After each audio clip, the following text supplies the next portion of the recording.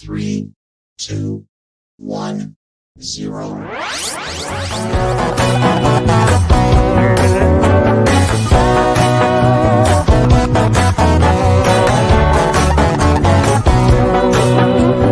High and low, it's how I roll.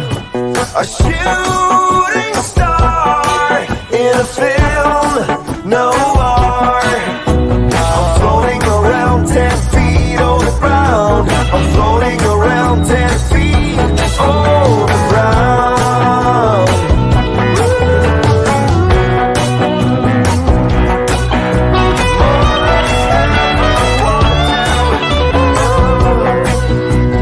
I am no average Joe. Be with me and you will see. More than you ever wanted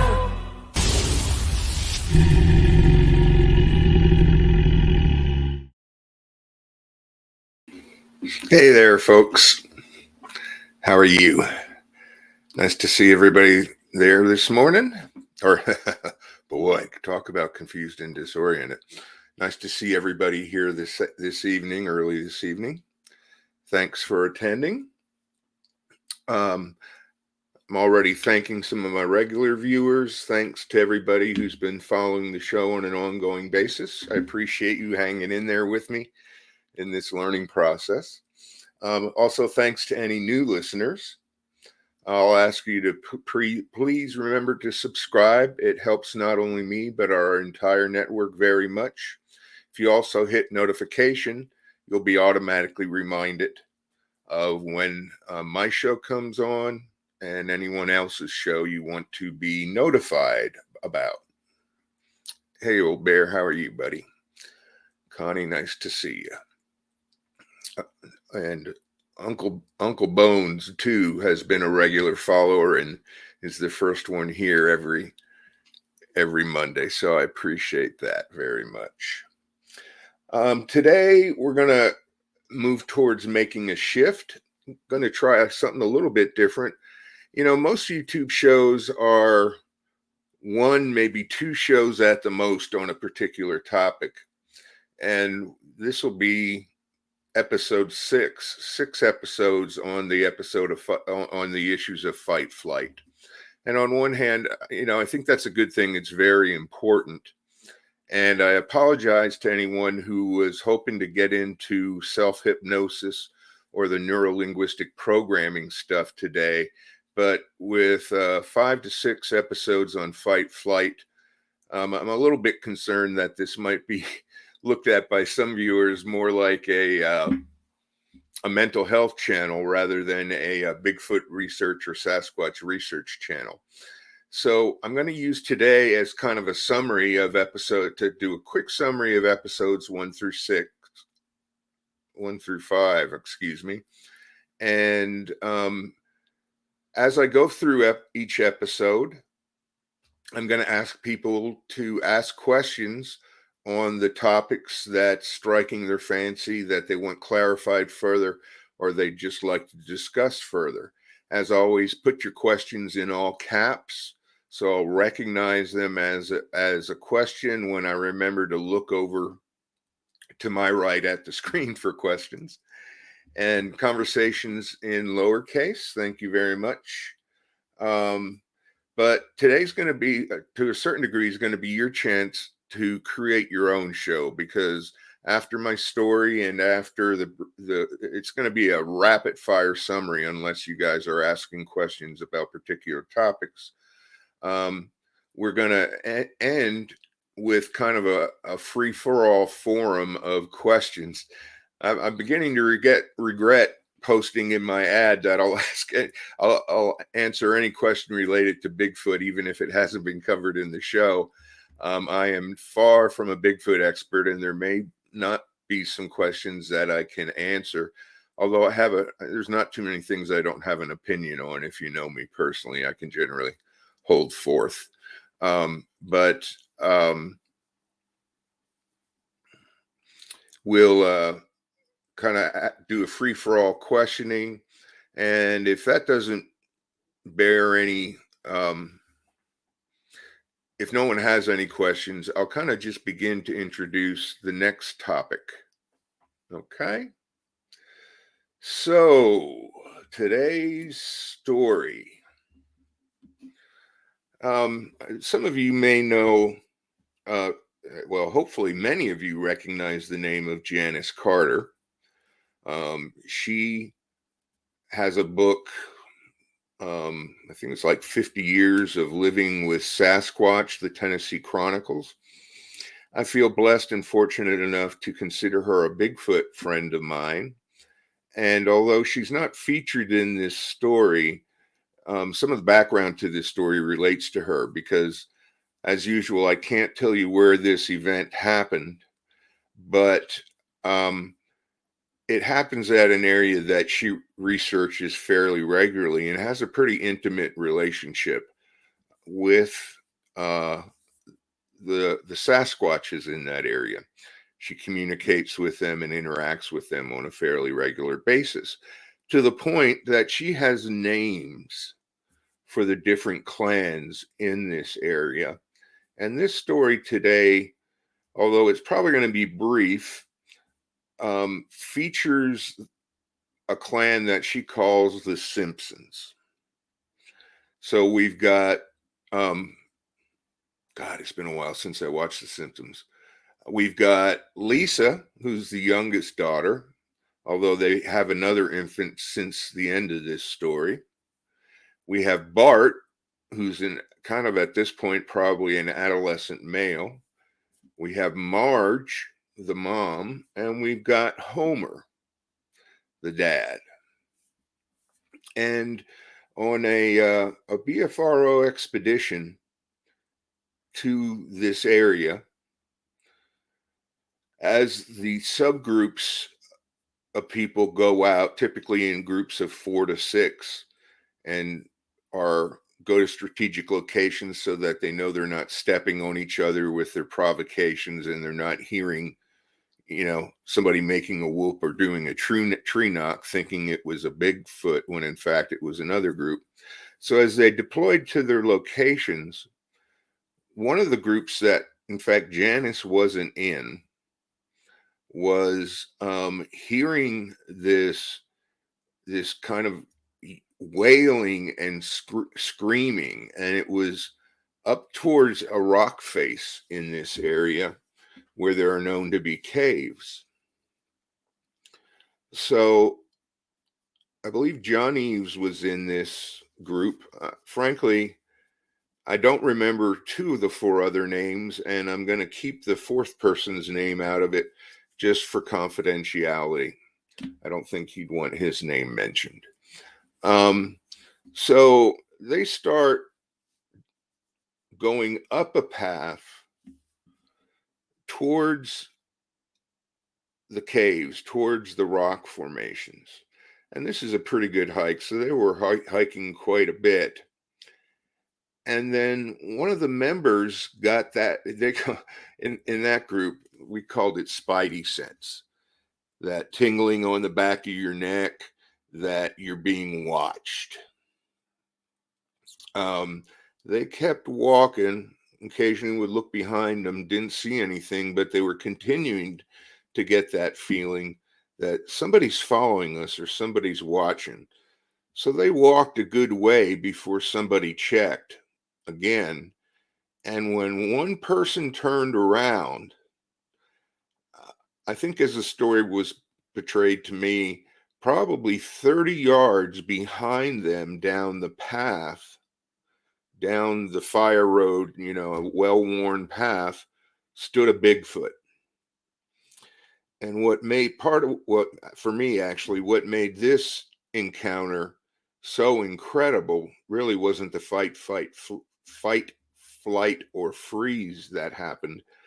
But what made this so incredible to me is the estimated size of this Bigfoot, who apparently was Homer, was 13 to 14 feet.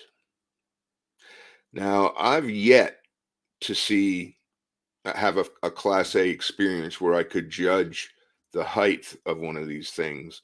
But most people that I interact with, they see 7, 8, 9, occasional 10-footers. But this bad boy was 13 to 14 feet. When later they were debriefed, with Janice, she said, "Oh yeah, that was Homer. He's about 13 and a half feet, and his shoulders are 7 feet wide at the top."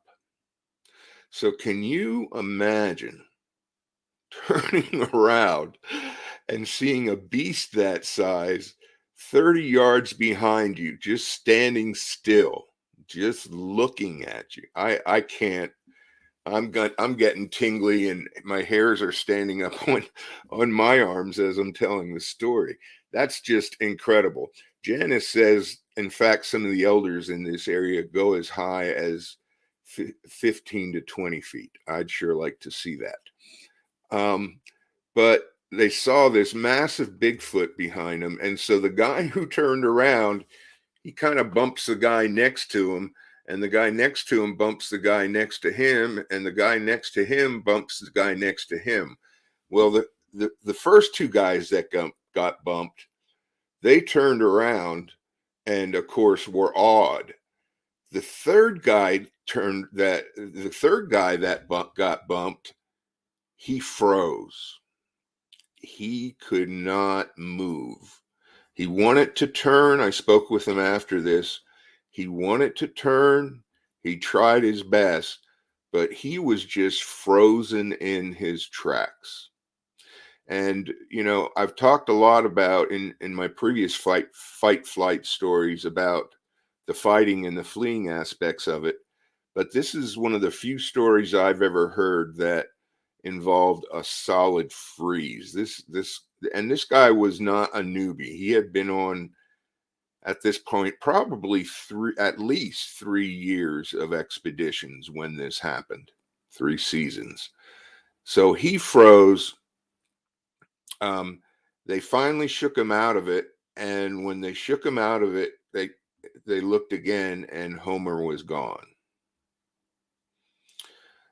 So they decided to continue to walk up towards the caves. I don't know if I could have done that at that point. And as they were reaching, not the cave proper, but maybe 20 yards below the cave, it turns out that Bart was standing guard. And Bart jumped out in front of these guys and started an aggressive display. They had to radio to base camp to basically get rescued, because Bart was getting very hostile and seemed very threatened, very agitated, very angry. And as it turns out, the screams they were hearing was Marge giving birth. And so Homer was staked out way down the trail to deter people from coming up. And then Bart was standing closer to the den, if you will, or to the cave. And they had a radio down to base camp, and some people had to come rushing up. Rick Raley's was one of them, and I think Janice came up there as well to kind of diffuse the situation, to extricate these four guys from Bart's display. Of course, they kind of wanted to run, but he was being so aggressive. It's not that they froze. They just didn't know what the heck to do. So that's my fight, flight, freeze story for today. Anybody have any questions about that? And I'll share. I don't know. I don't have any secrets to hide. Waiting for questions is a tough one for me because I don't want dead air time. So I always feel the need to chat as I'm waiting for questions. So that's why I'm chatting. I'm not chatting to discourage questions. I'm chatting to kind of avoid dead air time. Yeah, it was a big fellow, John. Real big. I can't, 14 feet, 13 and a half feet. I cannot imagine. 7 foot wide shoulders. Incredible. Incredible. Okay. Well, no questions about that. So I'm going to move right on to the pretty rapid fire summary. Again, if you have some questions about any slide that I'm about to put up, get that question out there. Okay. So here we go with our rapid fire summary. And actually, this is kind of a new slide. Oh, John, can you tell what area of the country without giving location? I can say that it was in the southeast, in a state near Georgia. It wasn't in Georgia, and that's about all I'm willing to risk as far as my non-disclosure. I actually wasn't on this episode myself, but the stories were shared, and I've got to honor their non-disclosures on their behalf as well. But it's it's an area that's pretty well known for Bigfoot activity, for what it's worth.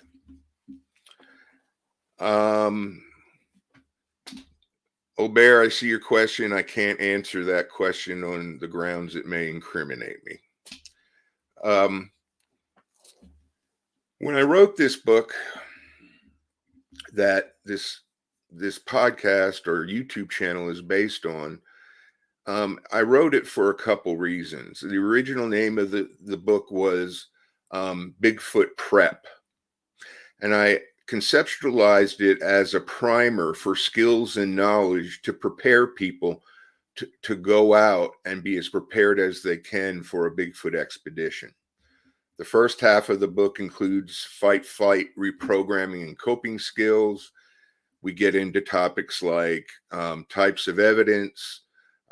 We get into some definitions that involve perceptual processes that are going to influence bias. And one of my upcoming shows, probably two of my upcoming shows, will be on bias.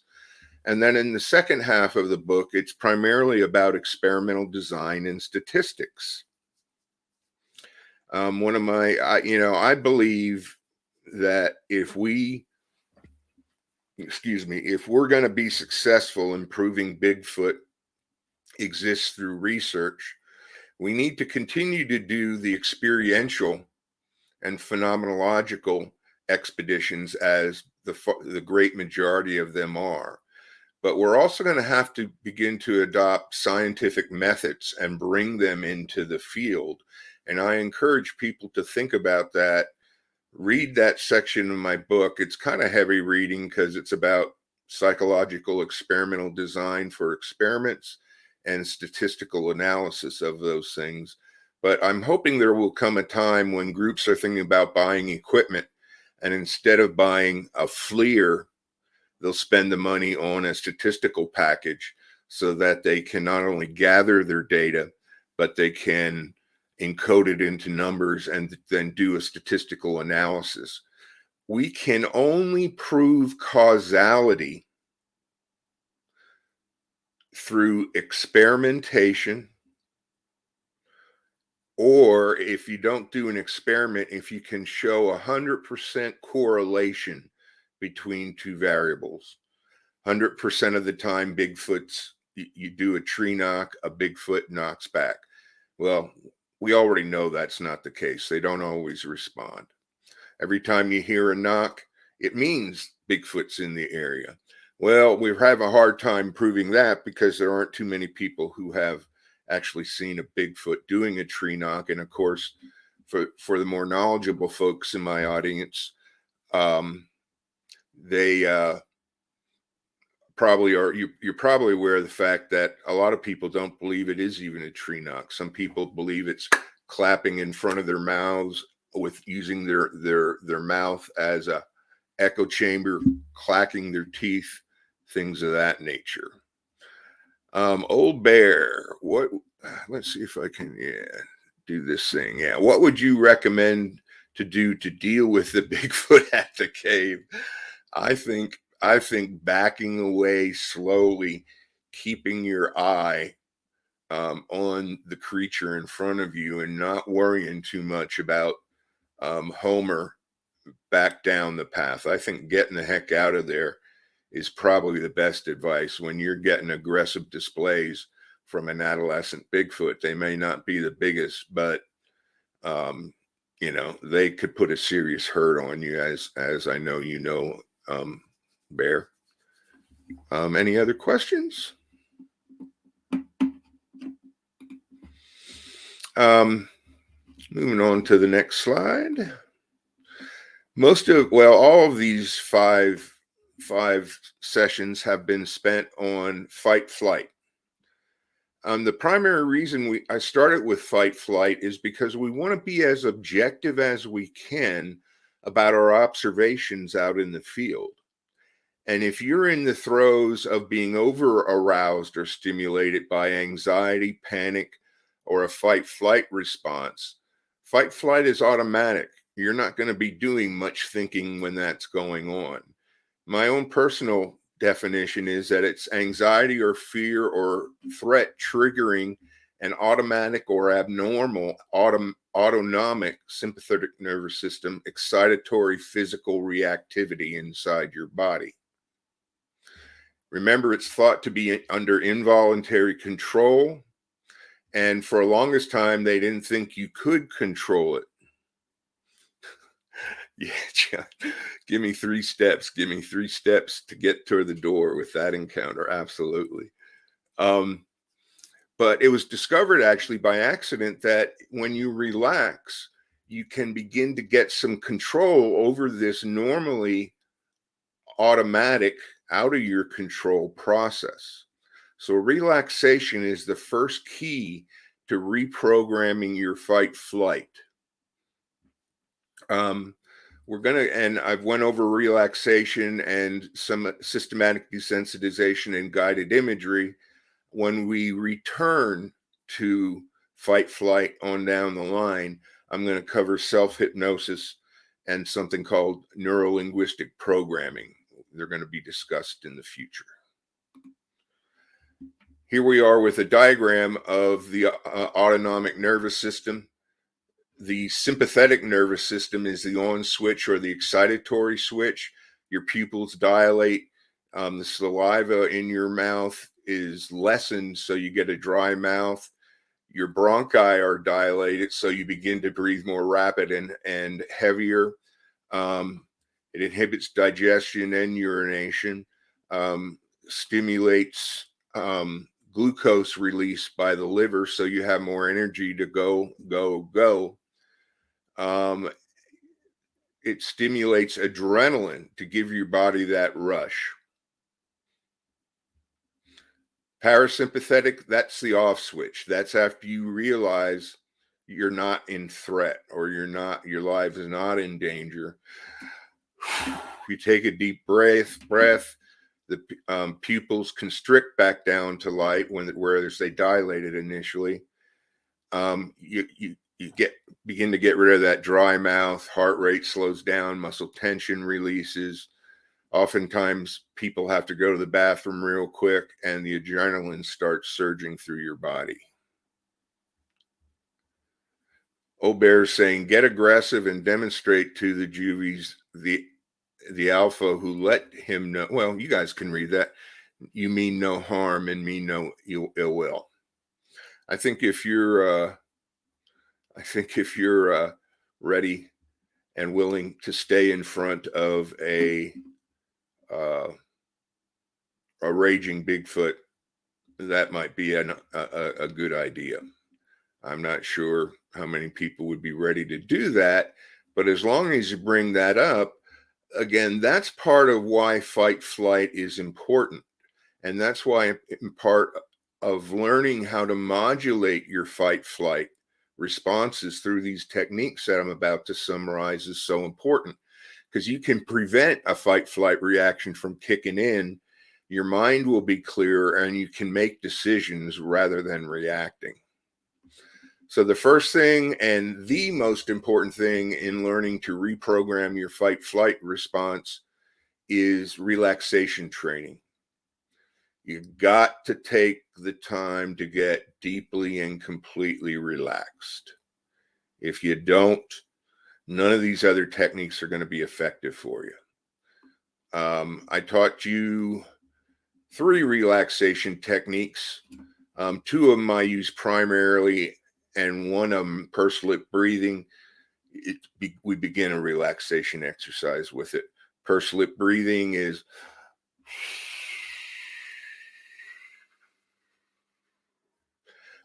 taking a deep breath in, breathing out through pursed lips, tighten lips, so that your exhale is at least twice as long or longer than your inhale. Autogenic relaxation. Now I'm relaxing my right arm, feeling more calm and feeling more peace. 2 to 4 times on the right arm, 2 to 4 times on the left, or I'm sorry, 4 to 8 times on the right arm, 4 to 8 times on the left arm, 4 to 8 times on the right leg, 4 to 8 times on the left leg, 1 to 3 times on both arms, 1 to 3 times on both legs. And then the awakening, arousing yourself from that. Progressive relaxation. This is tensing a muscle group to the count of 7 and releasing it and letting it go. Tensing it to the count of 7 again, releasing it and letting it go. So I'm going to tighten the muscles of my arms now to the count of 7, 2, 3, 4, tighter to 5, 6, 7, and relax. Allowing yourself to notice those changes in the muscles tightening and letting go and relaxing. Enjoying feeling that relaxation flowing into the muscles as your arms, as I once again ask you now to tighten the muscles of both your arms to the count of 7, 2, 3, 4, tighter to 5, 6, 7, and relax. And the warning for this one is if you've got back problems, if you've had back surgery, you got muscle, if you have muscles in your body that are already staying so tight that you're afraid of them getting painful or going into spasm, you don't want to avoid tightening those muscles. You just don't want to keep cranking down on them when the induction says getting tighter and tighter. You don't need to keep making them tighter and tighter. Just tighten them enough so that you notice that change between tightness and letting go and relaxing. And that's how you begin to re-educate those muscles. That tightness has become normal for those muscles. And if you don't tighten them just a little bit more and then let go, you're not going to be able to teach those muscles a new way to behave. Any questions on anything I've said so far? Any of these? Again, I can't emphasize enough how essential relaxation training is, because everything else we do has deep muscle relaxation as its foundation. And if you can't do that, any other reprogramming technique that we'll get into is going to fail for you. Any questions? No? Okay. I went in briefly into guided imagery. Once you get relaxed, if you want to deepen your relaxation, imagine yourself in a peaceful, relaxing place, either a place you've been to in your life, or you can create your own imaginary place. There's this mountaintop that I went to when I was in undergraduate school. I frequently imagine myself up on those rocks on a hot day, sitting on those cooler rocks, just overlooking the valley as a hawk flies over and seeing nothing but trees. I think when I did this talk, I encourage people to think about imagining yourself sitting under a tree next to a brook where you can, part of your body's out in the sun and another part of your body's in the shade, and just allowing yourself to notice all the sights and sounds and smells, tastes, and feelings. When it comes to guided imagery, you want to involve as much of your sensory abilities as possible. With positive visualization, we really kind of begin to bridge over into retraining. One example for positive visualization would be to imagine a positive experience with a Bigfoot encounter, not the growling, snarling kind of encounter, but a peaceful encounter or a benign encounter. And just imagining how you'd like that to be or how you like that to go.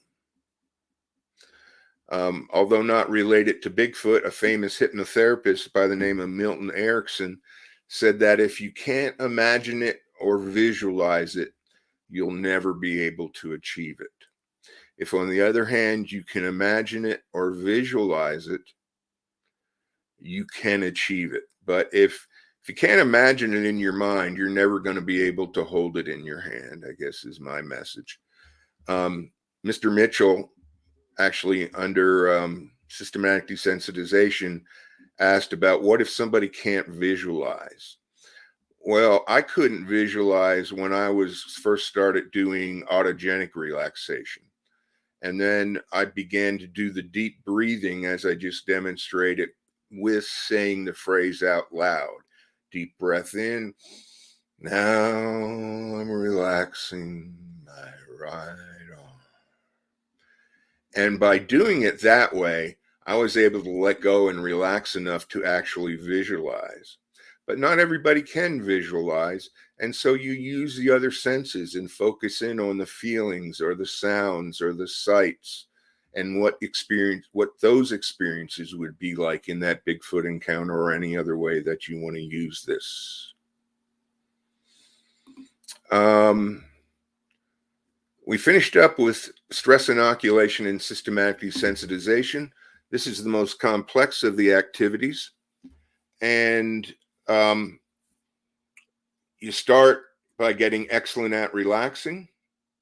You brainstorm a hierarchy list. Just put any scenario that you can imagine that you might encounter with a Bigfoot, from the most intense and anxiety and fear producing to the least intense and anxiety and fear producing. You then assign subjective units of distress to that hierarchy. Scale 1 to 10, rating that imaginary scenario, or it could be real scenarios you've already been in as well. Rating that on a scale of 1 to 10, 1 being barely brings up any anxiety, barely affects your relaxation. 10 has you on the verge or would send you into a panic attack or a fight-flight response. And you want to make sure you have 2 or 3 at every level, 2 or 3 at the 1 level, 2 level, 3 level, the 4 level, because after you do all those SUDs, you then rank them from lowest and highest and break the ties. You know, which one was the least intense of the 2 left, which was the most intense of the ones. And so then you got 1, 2, and 3 ranked. And you go through all your rankings for all those subjective units of distress. And then you go through the inoculation process. You get deeply relaxed. You begin with your lowest ranked number, and you begin a mental movie or use your imagination that you're in that experience and you're going through that experience. And as you run that mental movie forward, I'm sorry, I keep closing my eyes as I'm telling you this.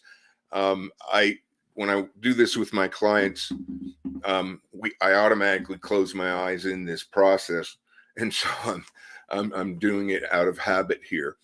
You begin to run that mental movie until it affects your relaxation.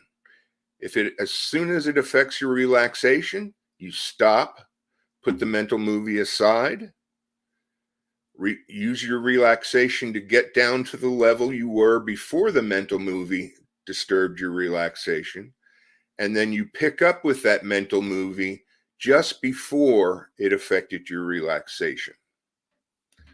And then you rinse and repeat that process either until you reach the end of that mental movie, or until it affects your relaxation again. Affects your relaxation, mental movie aside, relax back down. Once you relax back down, pick up just before your relaxation was interrupted, and run the mental movie through until you reach the end, or it affects your relaxation again.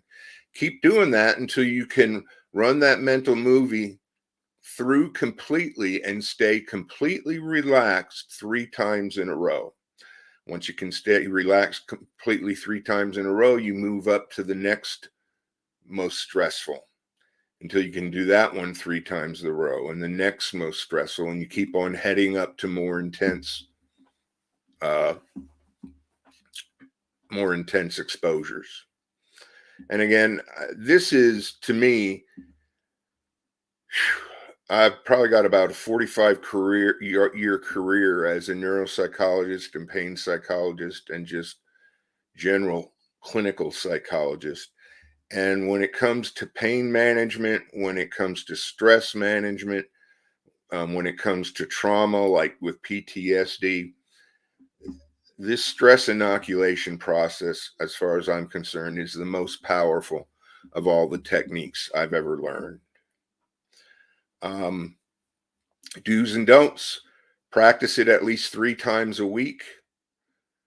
You never move on to the next highest stressor until you've mastered the one below it by running it through 3 times in a row without it affecting your relaxation. Take your time. Don't rush through this, because if you rush through this and jump ahead too soon, it's going to come back to haunt you. You're not going to be able to stay calmer in that situation.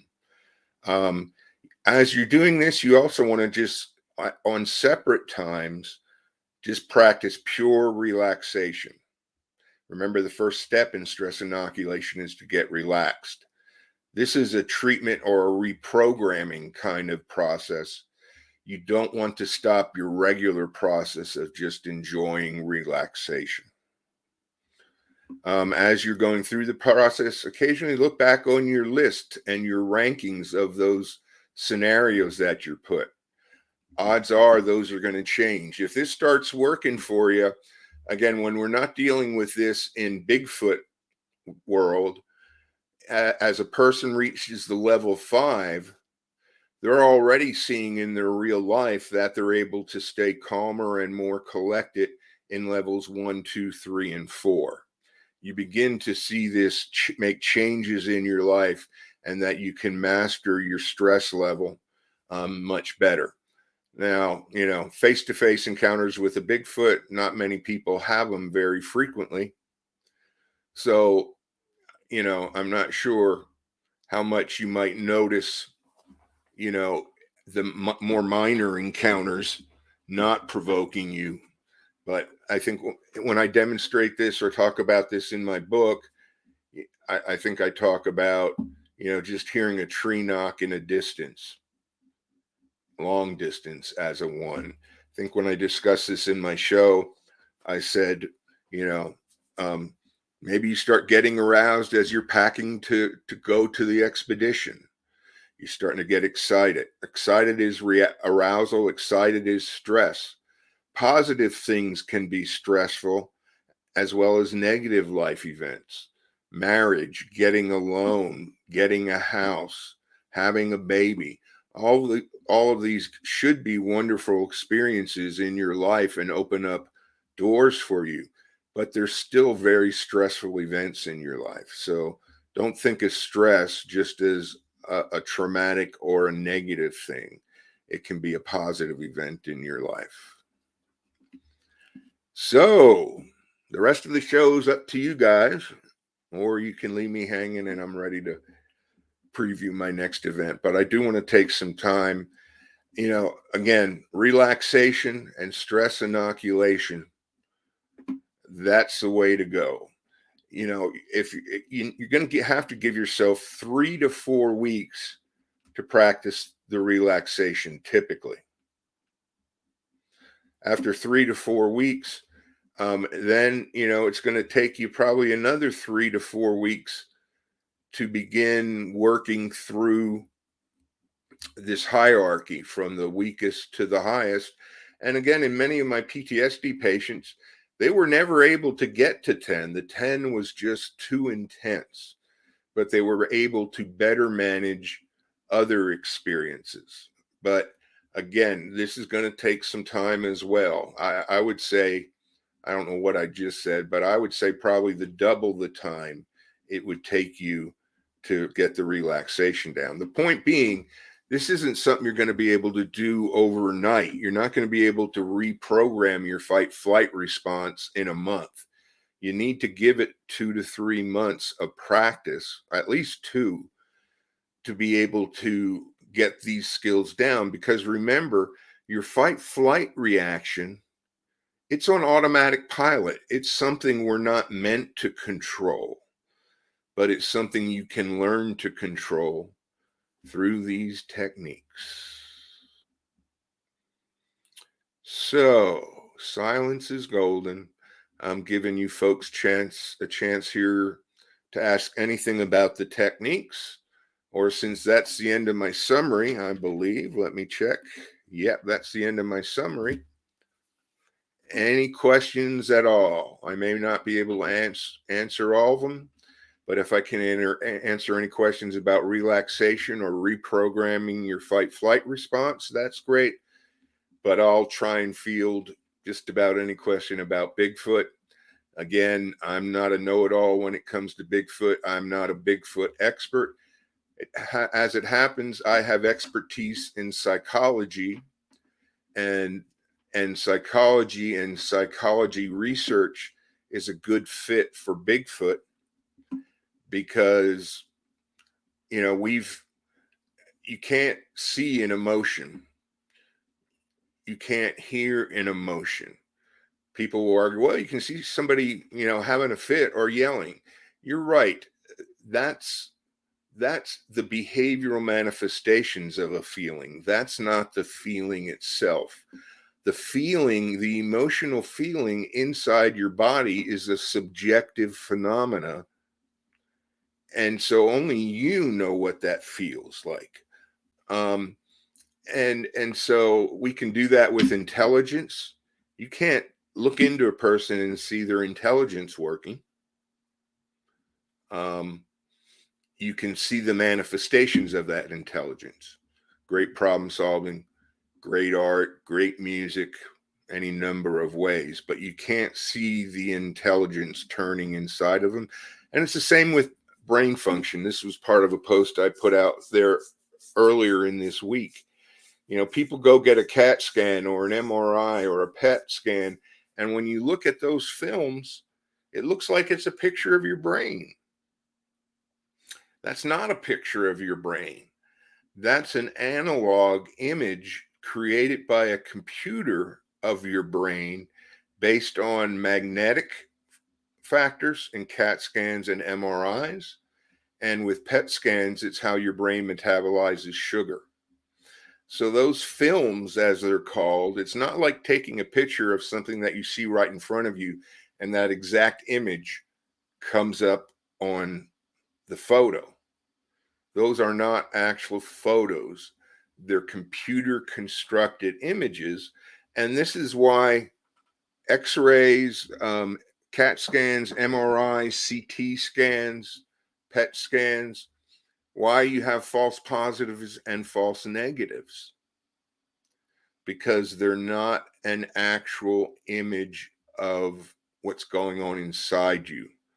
They're an analog constructed image by a computer. Wow. Any questions?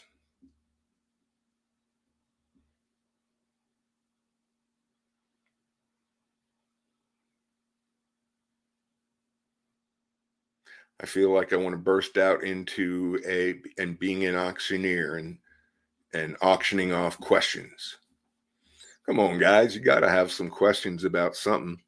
I'm not that good of a speaker and I'm not that clear of a teacher. So no questions, not even your wildest questions about Bigfoot.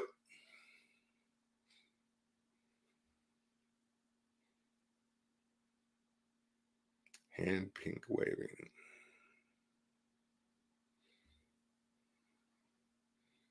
No? Boy, I must be a good speaker. Well, let me ask you this then. I'm wrestling between two topics for my next show. Again, we're gonna switch away from fight flight for a bit, eventually come back to fight flight to teach you self-hypnosis and to teach you another neuro-linguistic programming technique. But to add some variety to the show, I'm going to change things up in my next episode. Hey, Jinky. I'm going to change things up in my next episode, and we're going to move on to some other more traditional Bigfoot topics. Well, one of them's a traditional Bigfoot topic. The other, unfortunately, isn't. One of the topics I'm considering is the scientific method. And that's the one I think, unfortunately, it's not a frequently discussed topic in the Bigfoot community because, for the most part, experiential or phenomenological research expeditions, they use elements of the scientific method, but they don't use the entirety of the scientific method.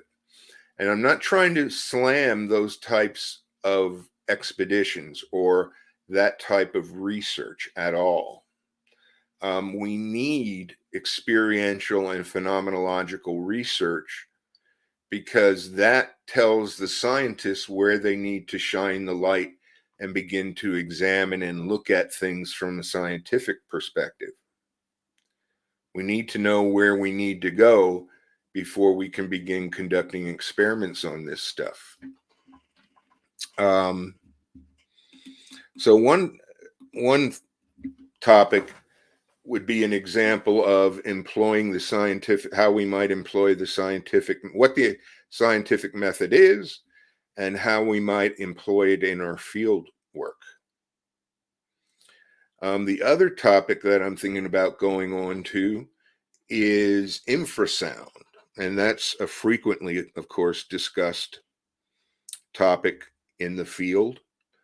But because my show's more about research and experimental research with Bigfoot, we'll go over what infrasound is. But in my book, I present, I'm not sure if it's a whole chapter or half of a chapter on designing an infrasound study that can be conducted in the laboratory. Not even having to go out into the field to test infrasound, but test it in controlled conditions in a laboratory. And so I don't know if you guys as the audience have any suggestions. John Ayers, if you gave me one, I'm not sure what you're referring to, whether it was a question or a suggestion. But if it was a question and I missed it, give it to me again, please. So what do you think? What would you guys prefer? Would you guys prefer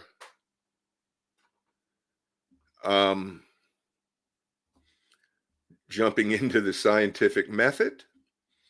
Would you prefer jumping into the topic of infrasound? And this would be a good time to give me feedback because if I get some preferences from you, that will definitely influence what I choose to do.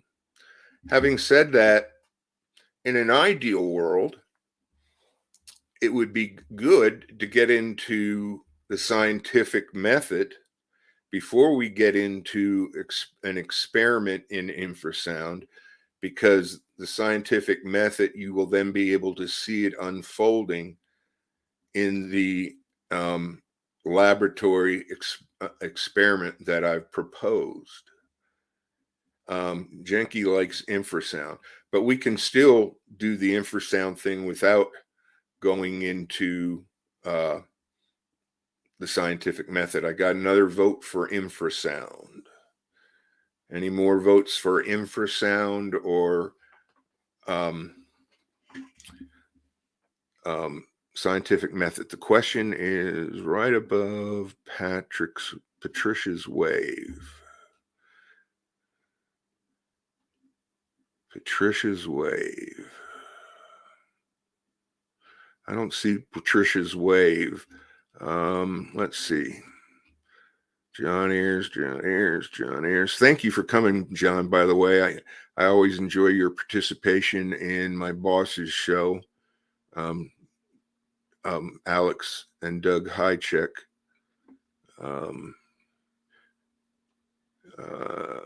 He's a big fellow.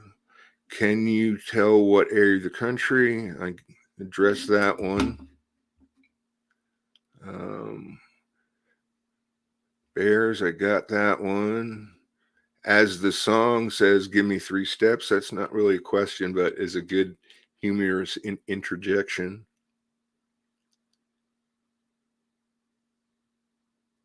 Linda Lou. Girlfriend's name is Linda Lou. Back in EMT critical care class.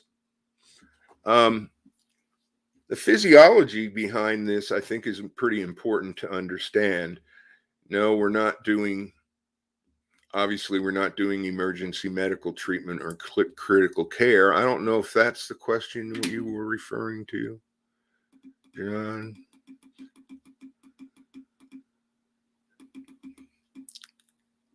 Okay. I'm sorry. I'm not seeing Patricia's wave, and I'm not seeing the question that you're referring to. Patricia's hand pinky waving. Repeating a mantra while hiking has been my only tool. Which is an interesting point, Sumati. Repeating a mantra while hiking has been my only tool to calm my fear until now. I'll have to try this out. Well, thank you. Appreciate you being willing to give that a try. The one below that, John, if you would just type the question again, I'd probably be able to answer it easier. I gave you one. Is right below, because I'm not finding your question. So far, it sounds like we've got most interest in infrasound. And that's fine with me. I want to give John a chance to retype his question because I'm not finding it on my screen. But let me babble a little bit about infrasound since you're not blitzing me with questions.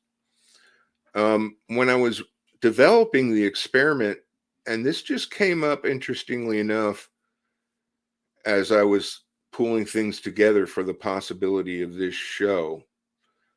One of the parts of the experiment, so infrasound is this vibration or frequency of sound that's below our range or ability to hear it. I was first introduced to it through elephants, through reading an article on elephants. And the story goes that elephants can be 10 miles apart from each other and communicate with each other through infrasound. They can bellow a bellow, and their bellows include sounds down in the infrasound range.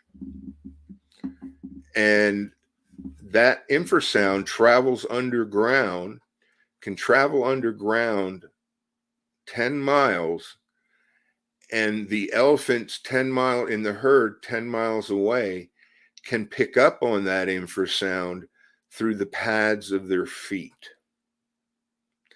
And to me, that is just fascinating.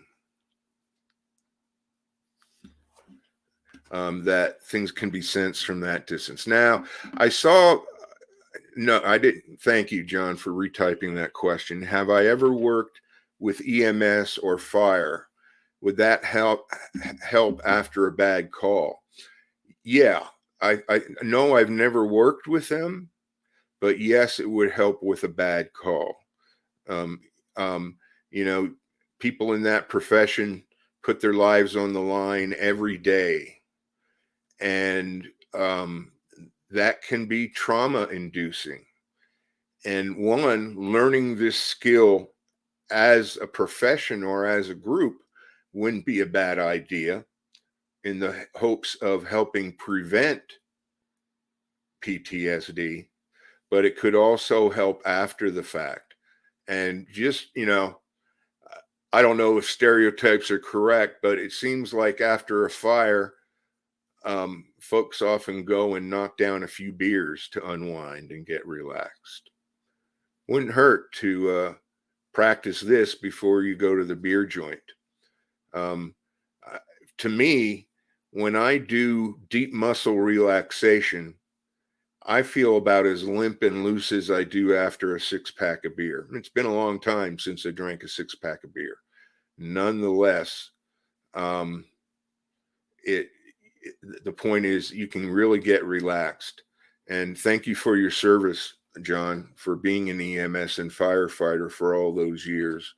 I'm glad you see the utility in this. It's a powerful technique. Any other last minute questions? So infrasound, it's going to be. I'm not going to ramble on any further about it. I'll pick up, retell the elephant portion, and talk about how that applies to Bigfoot in my next show. And logically insane, I'm not sure if that's a question to me or if that's just I found several ways where Bigfoot training. I love your topics. Thank you. I don't know anything about trident trees. There are experts in tree structures, but I'm certainly not one of them. Thanks for the question, though. And I want to thank everybody for their participation today. I really enjoy your comments or your interactions with each other. I really enjoy doing this show for you all. And I hope to see you back here next week. I'm going to ask you to keep your mind open, your boots on the ground, and your heart with your higher power. Take care, folks.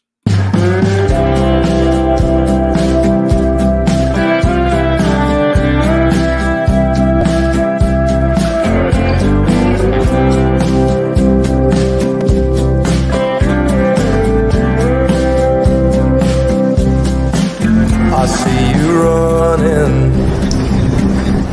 out of reason. Don't try to blame it on the seasons. Why you wanna walk away? When we began, swear we had something that would last. Baby, has the feeling passed? Falling in was easy. How do I make it stay? I'll never let go of you.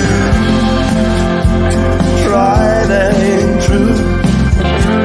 Oh, I'll never let go of you.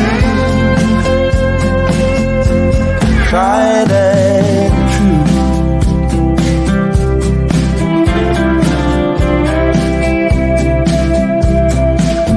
Was I a fool? I know sometimes I may wonder, but I would never leave asunder a thing as good as what we have. Is it a rule? What's good is worth the fighting.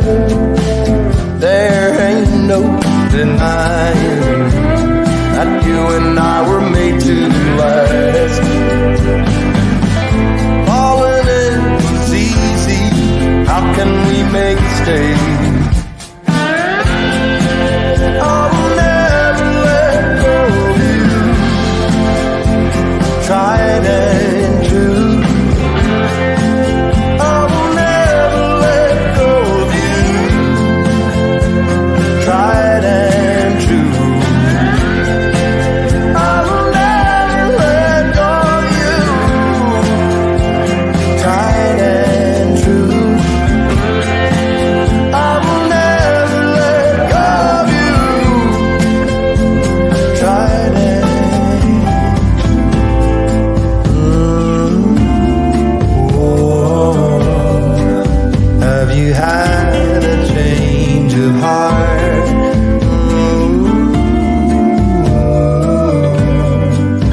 Can we go back to the start? I'll never let go of you, tried and true. I'll never let go of you, tried and true.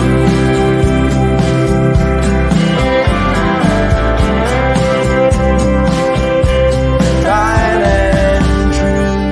Wanna do it all with you by my side. If you're in, meet me here tonight. Be brave and come alive.